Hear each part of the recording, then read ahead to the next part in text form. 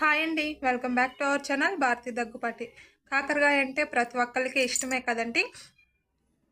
5 మినిట్స్లో కాకరకాయ ఉల్లికారం ఎలా చేసుకోవాలో చూసేద్దాం రండి. నేనైతే 1/2 కేజీ దాకా కాకరకాయలు తీసుకొని బాగా 1 ఇంచు గ్యాప్తో కట్ చేసుకొని మధ్యలోదంతా తీసేసుకున్నానండి. తీసుకొని పక్కన పెట్టేసిన తర్వాత స్టవ్ వెలిగించుకొని కడాయి పెట్టుకొని 2 టేబుల్ స్పూన్ ఆయిల్ వేసి జీలకర్ర, ఆనియన్స్, 4 వెల్లుల్లి రెబ్బలు, కరివేపాకు, చింతపండు, చిటికెడు పసుపు వేసి బాగా ఫ్రై చేసుకున్నాను.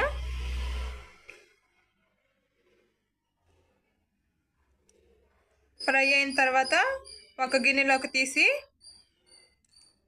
పక్కన పెట్టి అదే కడాయి స్టవ్ మీద పెట్టుకొని 1 స్పూన్ పచ్చెనగపప్పు, 1 స్పూన్ మినప్పప్పు, 2 స్పూన్ ధనియాలు వేసి బాగా ఫ్రై చేసుకొని అవి కూడా మనము ఆనియన్స్ ఫ్రై పక్కకు పెట్టుకున్నాం కదా, అదే గిన్నెలో వేసేసుకోవటమే.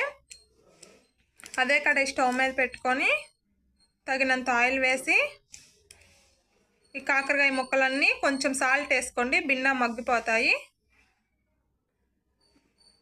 ఇవి ఫ్రై అయ్యేసరికి కాకరకాయ ముక్కలన్నీ బాగా ఫ్రై అయ్యేసరికి ఇదంతా మిక్సీలో వేసుకొని మనమైతే మిక్సీ పట్టేసుకుందామండి. కచ్చా పచ్చాగా పేస్ట్ అనేది పట్టేసుకోండి.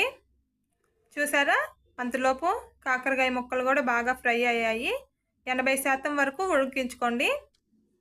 వీటిని ఒక ప్లేట్లోకి తీసుకొని ఈ స్టఫింగ్ అంతా వాటిల్లో స్టఫ్ చేసేయటమే. చూసారు కదండి.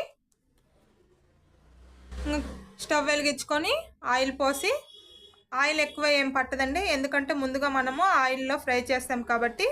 ఇవంతా వేసిన తర్వాత ఎక్స్ట్రా ఉన్నది మిక్సీ గిన్నెలోదంతా దీంట్లో వేసేయండి. వేసిన తర్వాత బాగా కలిపేసుకోండి. అంతే అండి, చూసారా, ఇంక తీసేసుకోవటమే. చాలా ఈజీ అండి, టేస్ట్ బాగుంటుంది, పిల్లలు ఇష్టంగా కూడా తింటారు. Thank you for watching. Please like and subscribe friends.